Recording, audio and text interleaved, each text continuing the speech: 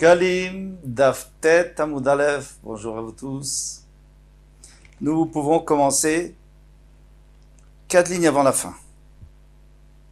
Amar Afranin. Afranin a dit, Luga Deoraita, le log, donc Deoraita, puisqu'on dit qu'il faut Revit à log, il faut un Revit, eh bien il fait combien? Tmunta, Atika, Demoriasa, Detsipuri. C'était une ancienne mesure avec lequel on vendait du jus de poisson à Tzipori. Amar Rabbi Yonah dit, Vechach manala, et moi je la connais. Des bêtes Rabbi Yanaï, Havu mechilin badvash, parce que dans la maison de Rabbi Yanaï, on mesurait avec du devash, du miel. Le problème, c'est pourquoi on l'appelait une ancienne dans ce cas-là. On tourne la page, on saute la première ligne. Mais lama kareleatik, après tu l'appelles une ancienne puisque tout le monde la connaissait, celle-là, on l'utilisait encore.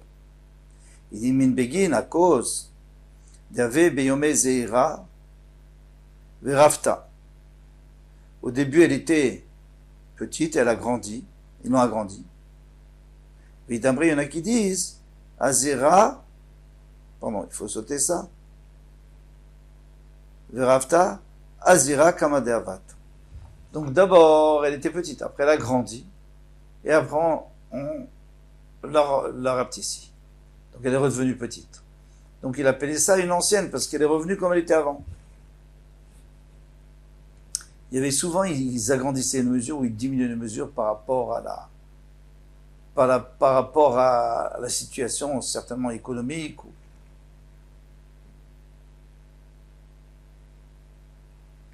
Maintenant, il va falloir rattraper ce qu'on a sauté. Alors, je vous lis Amar Rabbi Yochanan, Hada Didan, c'est-à-dire notre Hada Didan, c'est-à-dire notre mesure. Hi Chatzi Shminit Tavranit Ayeshana. C'est la moitié d'un huitième d'un kaf.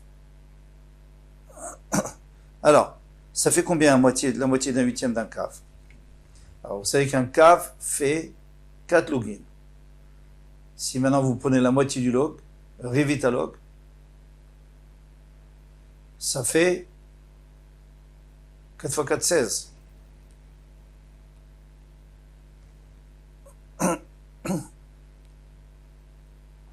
Pardon.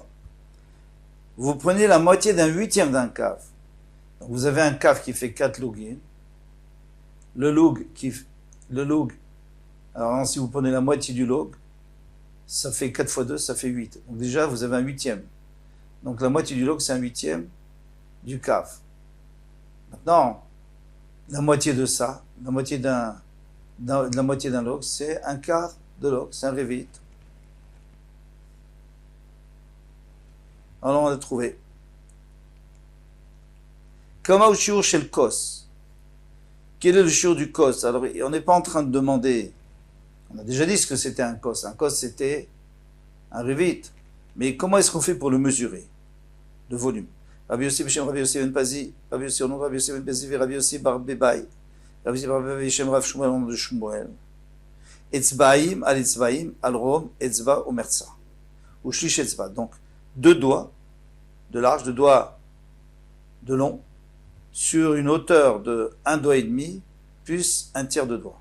Alors, attention, c'est pas comme dans le Bavli, quand on est vu dans Psachim, on avait dit 2 doigts sur 2 doigts, sur 2 doigts de haut, plus un cinquième. Donc ça a l'air que là-bas c'était plus volumineux. Et Tosfot répond que c'est pas la même façon de mesurer. Tané, on a enseigné, Yavesh Kazaït. Si par exemple quelqu'un a du vin qui a été desséché, pour le transporter, souvent on le dessèche, on le déshydrate, et puis après on rajoute de l'eau avec.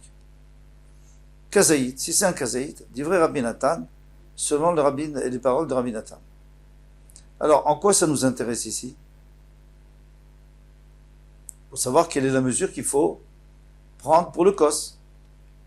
Rabbanan de Kesaré, les chachamim de Césarée, Rabbi Yossi Bar Bebai, Rabbi Yossi Bar Bebai, Beshem Shmuel de Shmuel, Tia, de Rav Natan, Ils ont dit que ça va comme les paroles de Rav Nathan.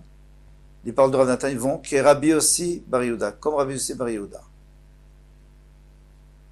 Alors, on se rappelle que Rabbi Yossi Bar Yehuda, lui, il nous a dit que il faut savoir que un kazaït de sec, c'est comme révite de liquide. On saute de ligne. Rabbi Simon, des chaînes Rabbi Shimon Levi. Donc Rabbi Simon, au nom de Rabbi Shimon Levi, a dit Maase Bepirdat Rabbi Shemeta. Il y avait la mule, une des mules, parce qu'il avait des mules de Rabbi Akadosh, qui est morte. Vetiaru et Dama Mishum Nevela. Donc le sang, ils ont dit qu'il est taor et il n'est pas tamé. Normalement, une nevela, donc une bête qui est morte, elle est mère. Et bien là, ils ont dit que c'était taor. Alors, quel rapport avec nous? On va voir tout de suite. Veshal, Rabbi Eliezer et Rabbi Simon. Rabbi Eliezer a posé la question à Rabbi Simon, Adkama. Il y avait combien de sang? Il y avait combien? Il y avait un révite ou il y avait moins qu'un révite? Velosh Garbe, il n'a pas répondu. Il n'a pas répondu. Veshal, alors il est allé se déplacer, il a demandé à l'auteur, qui était Rabbi Yoshua ben Levi, il va parler à Révite Taor. Il dit non, jusqu'à un révite, moins qu'un révite. Pourquoi? Parce qu'un révite, si vous le faites sécher, ça va faire un kazaït. Et kazaït de Bassar de Nevela, c'est tavé. Mais si c'est moins qu'un révite, alors il n'y aura pas kazaït. Le terme révite tamé, mais plus qu'un révite, c'est tamé. Ou Baj Rabbi Eliezer. Rabbi Eliezer n'était pas content. Al delo chazar le Rabbi Simon shmuata, puisque Rabbi Shimon ne lui a pas. Rabbi Simon, il savait très bien, il avait entendu de Rabbi Shimon Levi, il aurait pu lui dire, pourquoi il ne l'a pas dit, on ne sait pas trop. Raveba yave yativ matnitin, matne adin uvda. Alors, Raveba, il était en train de répéter cette halakha qu'on a vu avec l'histoire de la mule. Amarle Ravitzrak, Barkana adrevit taor, adrevit taor, yutamevit mikan tamé. Est-ce que toi tu veux dire que jusqu'au revit c'est taor, mais si c'est plus c'est tamé? Est-ce que c'est ce que tu veux dire? Ou bad be? Et il a renvoyé, il n'a pas répondu encore une fois. On commence à prendre l'habitude. Amarle Rav Zrika, mais là il y avait Rabbi Zrika qui est intervenu, il dit Begin de Shalach, parce qu'il te pose une question. Adba Adbe, tu le repousses, qu'est-ce qu'il y a? Réponds-lui. Amarle Begin de Lo Avada Tibi, c'est moi qui n'est pas clair. Je ne suis pas clair. Pourquoi? Il va expliquer tout de suite pourquoi. C'est pour ça que je l'ai renvoyé. Je n'ai pas de réponse. Damar Afranan, parce que Afranan dit Vayou, Chayechat Luim Lecha Mineged. Alors ça c'est dans les Klalot. Il est écrit que les bénis d'Israël, malheureusement, s'ils se conduisent mal, il y aura toutes les malédictions. Et une des malédictions, Vayou Chayechat Luim Lecha Mineged. Et ta vie, elle sera suspendue. Tu ne sais même pas si tu vas vivre. Ça veut dire quoi? C'est quelqu'un qui est obligé d'acheter du blé pour l'année parce qu'il n'a même pas de terrain. Il n'a pas de terrain, comme c'est arrivé d'ailleurs. En Russie, pendant longtemps, on n'avait pas le droit d'avoir de terrain. Donc il fallait qu'on se débrouille d'avoir du blé. On ne pouvait pas compter sur son blé. Ça, c'est la première là. Mais il y a une pire que ça. Tu auras peur jour et nuit. C'est quelqu'un qui n'a même pas d'argent, il ne peut même pas acheter du blé pour un an, il achète d'un détaillant petit par petit, donc tu ne sais pas ce que tu auras demain. Et tu n'auras pas confiance en ta vie, c'est encore pire. Celui qui va acheter le pain chez le boulanger parce qu'il n'a même pas de quoi acheter du blé pour un jour. Donc le matin, il ne sait pas si le soir il aura à manger. Et moi je suis dans cette situation. Rav Bebaï, il était tellement pauvre qu'il était dans cette situation, donc il dit je ne suis pas clair, je ne me souviens plus ce qu'il m'avait dit. Uma ou Kadon. Bon, finalement, c'est quoi le din? Alors, quand on a dit que le sang du Nevela, c'était taor. Est-ce que c'est jusqu'à de 0 à un révit, mais au plus qu'un révit, c'est tamé, ou alors de 0 à l'infini? C'est toujours taor. Et Rabbi Yoshua ben Petora, Adam Nevela, Shu taor. Rabbi Yoshua ben Petora, il a dit qu'il était taor. Maou taor. Alors, qu'est-ce que ça veut dire qu'il est taor? Taor mile archir? Non, pardon. Il est taor, donc c'est tout. C'est tout. Il est toujours taor. Donc on a dit, non, ça c'est pas sûr, on n'est pas obligé de dire ça.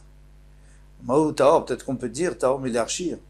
c'est tahor, c'est-à-dire que ça n'a pas les capacités de donner le pouvoir à un fruit ou un légume de devenir tamé. Parce que on sait que un fruit qui n'a jamais été mouillé, ou un légume, il ne sera jamais tamé. Même s'il touche un mort. À partir du moment où il a été mouillé, c'est un chok de la Torah, à partir du moment où il est mouillé, alors pas seulement par l'eau, il y a 7 liquides, il y a le vin, il y a le sang, il y a de vache, le miel, etc. Alors, ici, il veut te dire que ce dame Nevela, il ne peut pas rendre apte une nourriture à recevoir la Tama. Aval est tamot, mais tamé. Mais tamé, c'est sûr qu'il est tamé. Donc il n'y a pas de preuve d'ici. Taman Taninan, là-bas on a enseigné, dans Macheretz, Kipsaro, ou là-bas,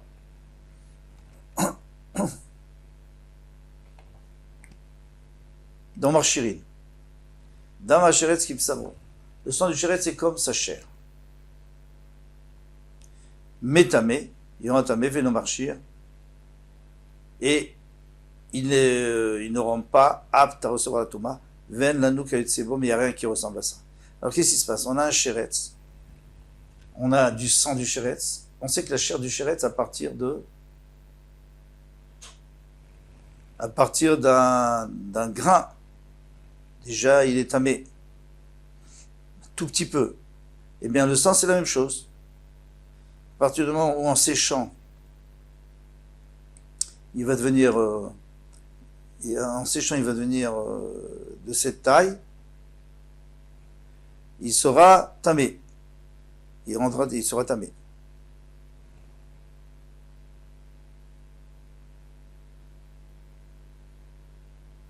Keseora, comme un grain d'orge.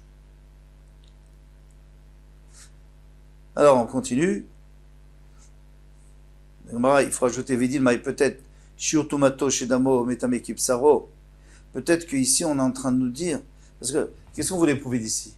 C'est qu'il n'y a que le Sheretz, que son sang a le même din que sa chair. Sous-entendu, la Nevela, eh bien, la dépouille d'une bête, eh bien, son sang n'est pas comme sa chair. Il n'est pas tamé. Et la Gemara veut répondre, elle dit, Shiur Tomato Shedamo Metame Kipsaro. Non, ce qu'il y a de particulier, c'est que même à partir d'un grain d'orge, il est déjà tamé le sang. Mais chez nous, il faut un révit pour pouvoir sécher et arriver à un kazaïd. Rabbi Yossi, plié batrin amoraïn. Alors Rabbi Yossi dit, moi je vais vous dire la vérité, c'est qu'il y a une grande machloquette entre deux amoraïm. Il y en a qui disent que le sang du Nevela ne sera jamais tamé. Et il y en a qui disent non, il sera tamé à partir d'un révit. Chadamar tamé, chadamar tao.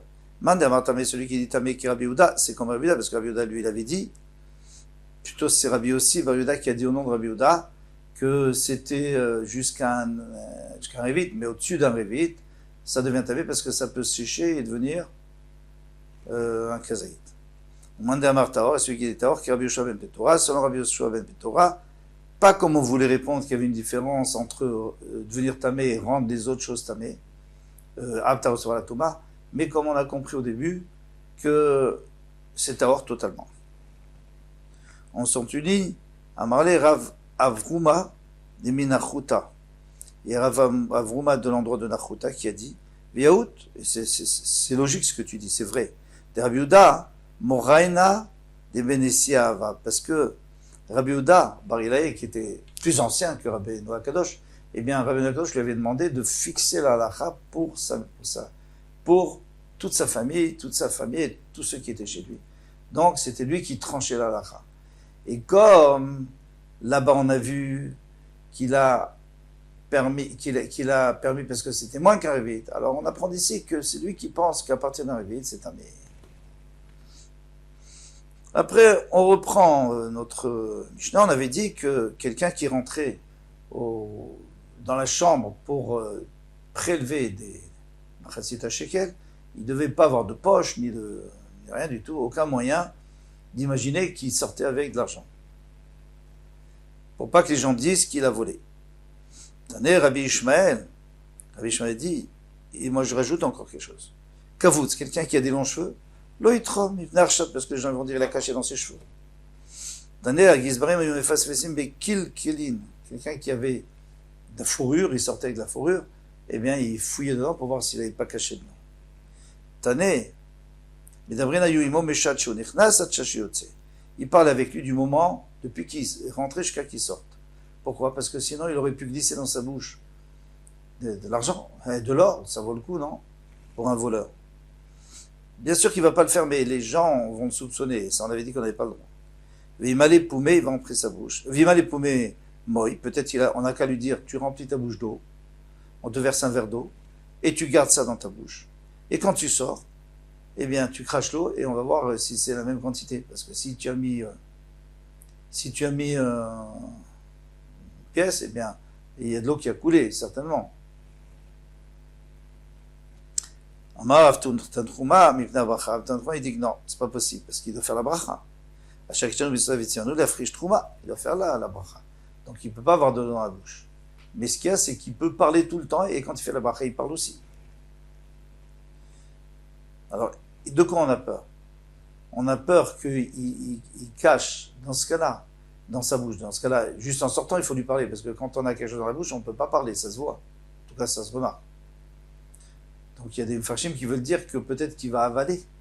Ça vaut le coup. Hein. De l'or, on avait une pièce d'or, et puis après on la récupère. Et là, puisqu'il parle tout le temps, il ne peut pas. Rabbi Shumel bar Nachman, Beshem Rabbi Yonatan, eh bien, il a dit, Rabbi Shumel Rabbi Yonatan, Torah, Baktivim, Baktuvim. Dans la Torah, dans les Nevim et dans les Ktuvim, Matsanou Adam Tsarech Latzet Lede Abriot. Un homme, il doit se rendre quitte par rapport aux créatures et que personne ne soupçonne. Comme de la même manière qu'il faut aussi qu'il se rende quitte envers Hachem en accomplissant ses mitzvot.